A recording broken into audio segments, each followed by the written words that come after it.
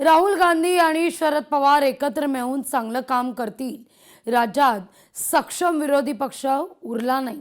देशात राज्यात विरोधी पक्षांचे 12 वाजलेले आहेत असं मंत्री गिरीश महाजन यांची टीका आहे।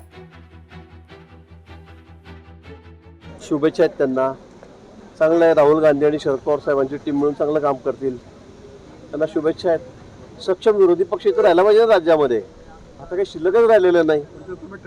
सगळ्यांनी वेगवेगळं होऊन पाहिलं, एकत्र होऊन पाहिलं, पण कुठे काय। आजपासून रोहित पवार यांचं अन्नत्याग आंदोलन आहे। कर्जमाफीतील अटींविरोधात रोहित पवार यांचा एल्गार आहे। पंढरपूरमध्ये रोहित पवार अन्नत्याग आंदोलनाला सुरुवात करतील।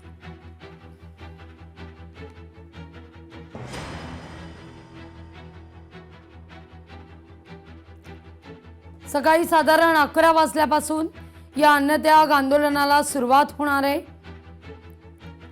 कर्जमाफी संदर्भात रोहित पवार आक्रमक होताना दिसत आहेत। पंढरपूरमध्ये हे आंदोलन अधिक माहिती घेण्याकरता थेट जाऊया आपले प्रतिनिधी अभिराज उबाळे यांच्याकडे। अभिराज, काय अधिक माहिती या सगळ्या संदर्भात? तुम्ही ज्या ठिकाणी उभे आहात त्याच परिसरात रोहित पवार अन्नत्याग आंदोलनाला सुरुवात करतील। नक्कीच या ठिकाणी लागवे मॅडम, पंढरपूरमध्ये आजपासून अन्नदात्यासाठी अन्नत्याग म्हणजे शेतकऱ्यांना सरसकट कर्जमाफी मिळावी यासाठी राष्ट्रवादी शरदचंद्र पवार पक्षाचे आमदार रोहित पवार हे छत्रपती शिवाजी महाराज चौकामध्ये अन्नत्याग आंदोलन करणार आहेत। 9 वाजता रोहित पवार हे पंढरपूरमध्ये दाखल होतील आणि त्यानंतर संत नामदेव पायरी येथे विठुरायाचं दर्शन घेऊन या ठिकाणी छत्रपती शिवाजी महाराज चौकात या ठिकाणी या पॅन्डॉल मध्ये या ठिकाणी रोहित पवार हे अन्नत्याग आंदोलन करणार आहेत।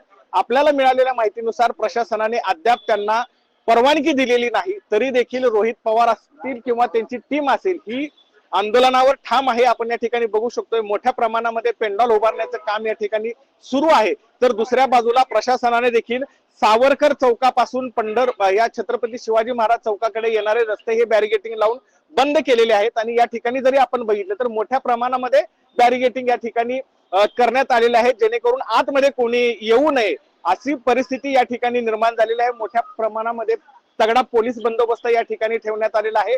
स्वतः DYSP असतील, पोलीस निरीक्षक असतील हे या ठिकाणी उपस्थित आहेत। त्यामुळे परवानगी नसताना रोहित पवार हे आंदोलन करणार असल्याने ज्यावेळेस रोहित पवार या ठिकाणी येतील आंदोलनाच्या ठिकाणी त्यावेळेस पोलीस आणि रोहित पवार यांच्यामध्ये कुठेतरी संघर्ष पाहायला मिळतो की काय अशी परिस्थिती या ठिकाणी निर्माण झालेली आहे। एकंदरीतच रोहित पवार आणि त्यांची टीम ही आंदोलनावर ठाम आहे, मात्र प्रशासनाने त्यांना कुठलीही परवानगी दिलेली नाही, कारण अधिक मास चालू आहे। या ठिकाणी छत्रपती शिवाजी महाराज चौकातून काही पावलाच्या अंतरावर विठुरायाचं मंदिर आहे आणि राज्याच्या नव्हे तर देशाच्या कानाकोपऱ्यातून मोठ्या प्रमाणात अधिक मासानिमित्त विठुरायाचं दर्शन घेण्यासाठी भाविक पंढरपूरमध्ये येत आहेत।